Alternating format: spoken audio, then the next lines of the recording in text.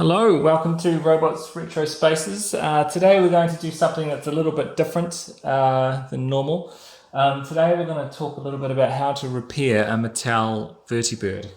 I usually leave all the repair stuff to Toy Polloi, but this one's a little bit different because I just feel that I know how to fix this one, so I'm going to give it a go. So what we're going to do is we're just going to start with a bit of problem diagnosis. So the Mattel Vertibird is a very mechanical object. It's also very simple. So it actually makes it quite simple to figure out what is wrong or what's not working with the toy. So what you've got in terms of what you're looking at is you have your control arms. So one controls the forward and backwards motion of the vehicle at the end, and the other controls the speed at which the propeller will turn. And then in here is where you've got the actual mechanism, the batteries, the variable resistor, and the motor. So the first thing to do with your Vertibird, if you've got one that doesn't work, is just to make sure that the mechanicals are working correctly. And so when I say correctly, this is what I'm referring to. So you'll see here you've got your forward and backwards. So what you want to make sure is that, and I'll just get it up here nice and close for you to see. What you want to make sure of is that when you've got the when you move the forwards and backwards, that your helicopter moves forwards and backwards, which this one does. So you know that that part is working properly from the control arm. Now what you want to do is you want to figure out if the variable speed is working. So the thing to do here is to pick it up and listen for the variable control working. So here we go, listen. Hear that? There we go. That's the sound of a mechanical arm moving across a variable resistor which controls the speed of the rotor. So if you can hear it, then that's working. So if you've got that done, then you are already well on the way to figuring out what's wrong with your Vertibird. If your control box is broken, usually that'll be because these have snapped off. What you can do is you can take this apart and maybe cast some new ones out of epoxy or something and put them back in, and you should be good to go. Okay, so now that we've figured out that the mechanicals are working, what we're left with now is sort of the electronics. So I'm just going to draw a little diagram here on the bottom as to what you're looking at. So what you have here is you have your batteries here, 4D size batteries. And on this side, what happens is that you have a variable resistor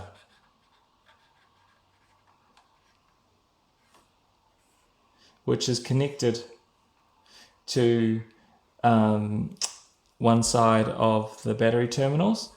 And then what you have is you have a control arm which is connected to the other side of the battery terminal. And when you push the lever on the control box, it moves the arm across the variable resistor. So once it's up here, you've got the most resistance, and then by the time it gets to the end, you've got the least resistance, so more power can flow through the circuit.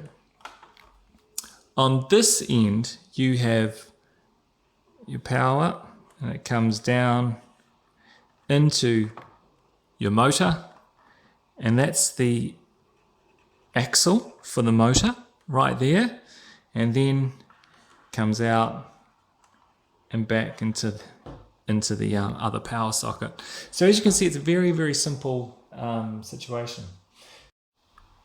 All right, so the very first thing you must do is you must sandpaper the connections on your Vertibird. It's 100% sure that over time, since this was produced, this is the Battlestar Galactica one, this was produced in 1979, 100% of the time, pretty confident that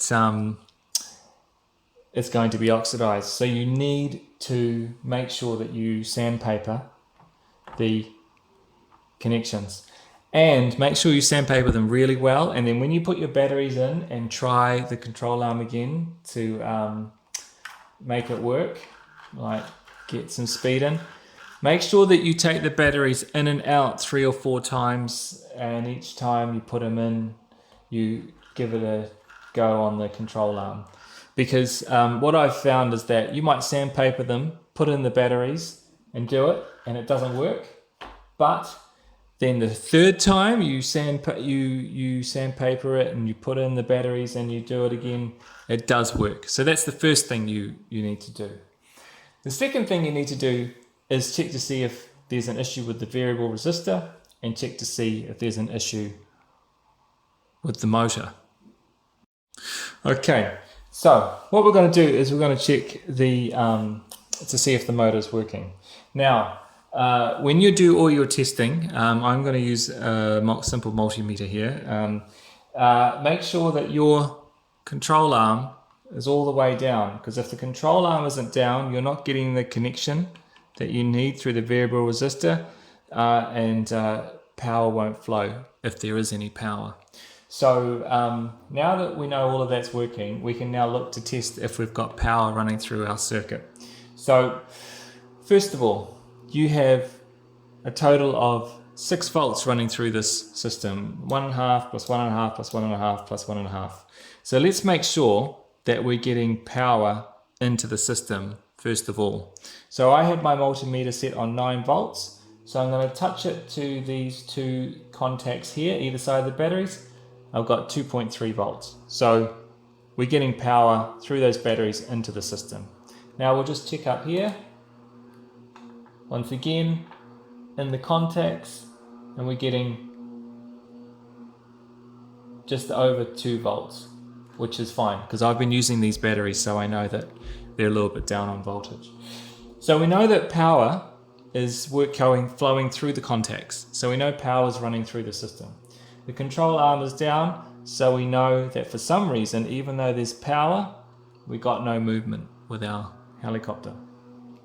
So let's check the voltage across the motor. So we can do that by checking the connections either side of the motor. And you'll see here that what I've got is, if I'm lucky, 2 volts. Now, what that means is that because it's 2 volts and I know that at least 5 volts is running through the system, that there is a voltage drop across the motor. So what that means is that there's incredibly high resistance in the motor, and it is a common fault to know that with the Vertibirds that the motor seizes up, gets a degree of rust and corrosion and seals up. So right now I would think that the main reason that this Vertibird is not working is because the motor, the electric motor, has seized up because there's a voltage drop across the motor. Okay, so we have done a first check on the motor. We think there's a problem there, but now we need to check the variable resistor.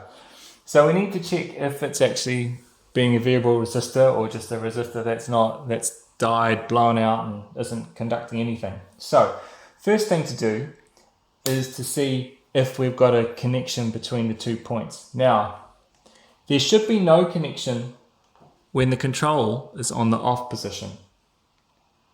No connection, no beeping. But if I move it to the on position, we've got a beep.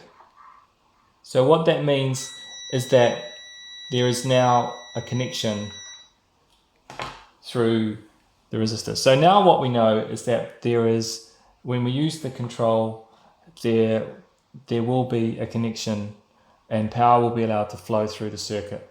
So that's good, but is it variable? Is it still variable? Because if it's not variable, you'll just end up with a Vertibird that's at full power the whole time and won't be able to do anything. You won't have any real fun with it.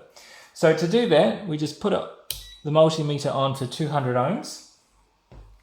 And then we just see if we get different measurements as we go down. So we should start with a higher resistance at the top of the movement. So higher resistance means less power being allowed to throw through the system. So I've got here around 31, 20, goes down to 13, 15, and then all the way down to, what do we got here? All the way down to like 6. So my multimeter isn't the most sensitive, so it gives me some pretty wide numbers. But the fact is that what I do see is that as I move my hand down, the number gets lower, all the way down to sort of 4.7. So what that indicates to me is that we have a variable resistor that is working and an engine that is not. And let's just do one last check on that motor. All right, and if you want to do one last check to make sure that the Vertibird really isn't working, you can, the engine really is the problem here.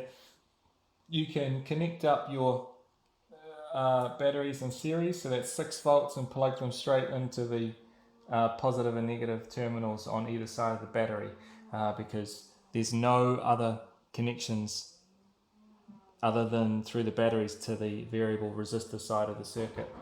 And if we do this, see we're getting 6 volts and absolutely nothing. So there we have it. The issue is the engine. So let's look at how we're going to fix this motor. Okay, so I've been at this for about 10 minutes with my X-Acto knife, and you'll see here that I've managed to cut down the side here, cut through the top here, and the other side here. And so we're actually starting to get a bit of movement here. So now we just need to get rid of this bit at the back here.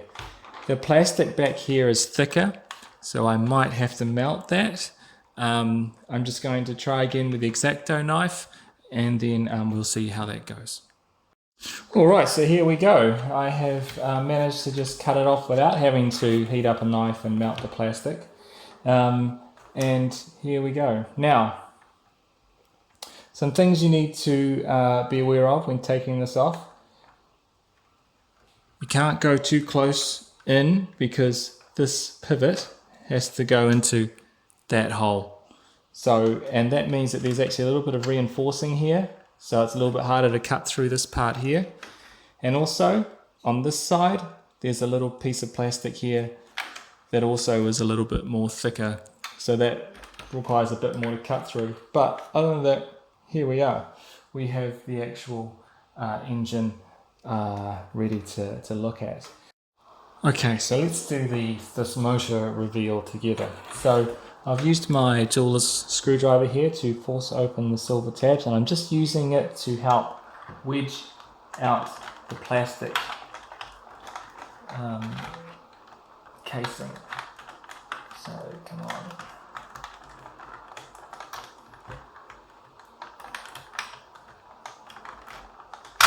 There we go. And look at that. If you can see, an absolute mess. There is no current getting through there in a hurry at all. So let's have a go at cleaning that up. I also want to give everyone a good shot of what's inside here with this engine. And look at how dirty this whole area is. These are the contacts here where the power goes into the motor. So I'm going to give all of this a good clean. Okay, so just a little summary of what I've done so far. I have sanded the points on these connectors here. that slide into the connection with the motor. Done it on both sides, the insides of these points. I have taken off the copper connectors, sanded the insides of these points, also given them a good clean. I have checked the rotation of the axle for the helicopter blades, and that works. And I've also checked to make sure that the inside of the motor is not seized. So now what we're going to do is we're going to put it back together and see if it works. Alright, so what way is the right way? Well, the right way is anti-clockwise. So let's give this a go. I'm just looking at the helicopter end while I do this. And it is anti-clockwise. So we have it, one fixed Vertibird. So what I'm going to do is I'm going to put it all back together, and then I'm going to show you guys hopefully an operational one working exactly the way it should. Okay, so you'll see here that we have put it all back together. I haven't folded in the tips yet to put this in and make sure it's working the right way, because if you put it in the wrong way, and it's very easy to get it the wrong way around, the whole thing will be going backwards. So let's just check to make sure it's working first. So I'm just going to hold the back plate in and then turn on the control, and you should hear, there we go.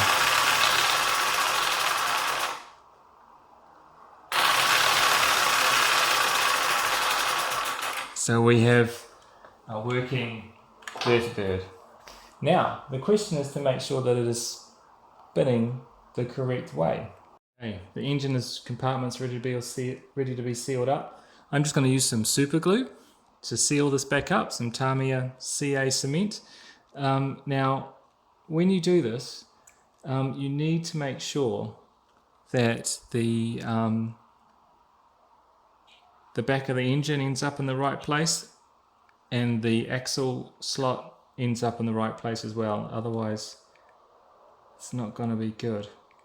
And that you do not get any glue in those spots either. So I'm feeling quite confident that this should be all okay. So let's give that glue on there. You could also just use normal modeling glue, Tamiya extra thin glue, not extra thin, Tamiya cement, or I would also think that a good weld, plastic weld, would also work on this.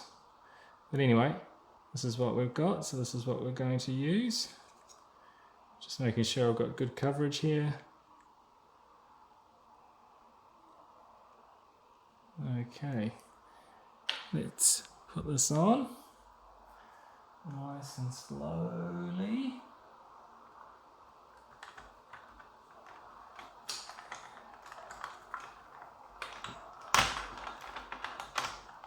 And there we go. Fits like a glove. Now you have to make sure that this seals properly, because you do not want those axles and mounting points on the engine coming loose. Okay, and here we are with the finished article. So we're going to give it a bit of a test drive. You will see here on the underside that this is the only mark that we've got that you can see that the item was repaired. So this is a much better way of doing it than going in through the top or the sides. So let's put that down, fingers crossed.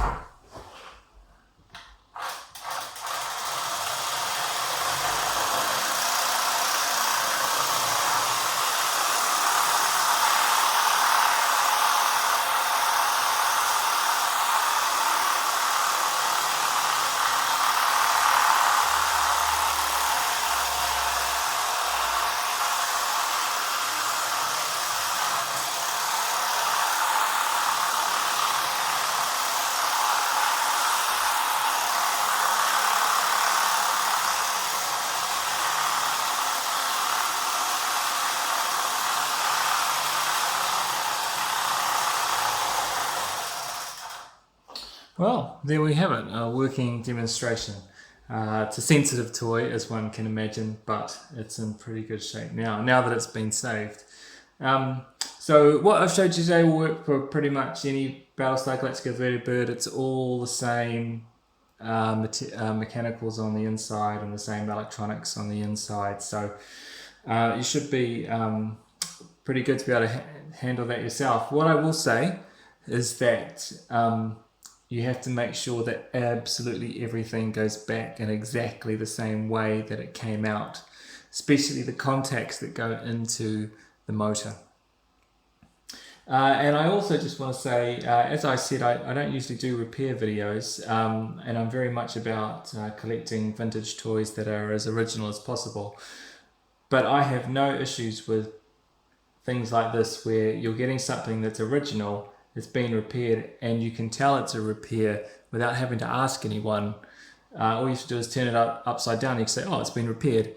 So I think that this is the way to go for old toys, repairing them and making it in a way that a collector can easily tell it's been repaired, but it doesn't affect the outside or the actual display value of the product. So I just want to say thank you all for watching.